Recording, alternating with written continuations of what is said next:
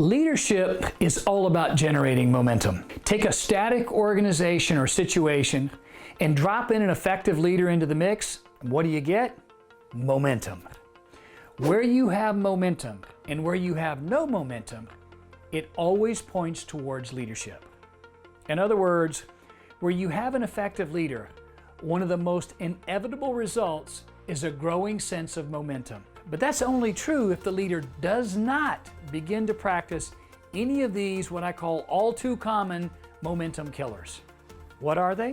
Overplanning. Planning is necessary, but overplanning will suck the momentum out of your team every time.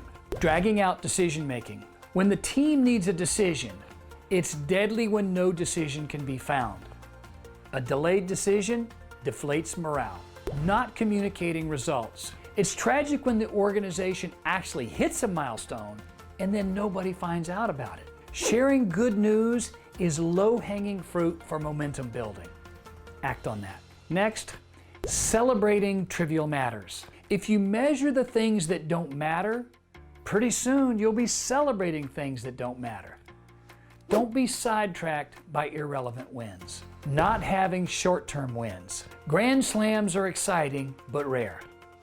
If you're willing to go for the big home run ball, you could be waiting for a long time. Recognize, though, that short-term wins are there and that you need to celebrate them when they're achieved. Constantly changing targets. If you've ever been on a team that couldn't seem to stick with the goal, you know exactly how frustrating this is. And you know what a momentum killer it is when the target just keeps changing. And lastly, reorganizing. One of the first signs of a stalled organization can be obsessive reorganization. I see it all the time. If growth is causing you to shake things up, go for it. But don't allow yourself to be caught up in constant reorgs. John Maxwell describes momentum as a leader's best friend. Because as Maxwell pointed out, when you have momentum, everything gets exaggerated, but in a positive way.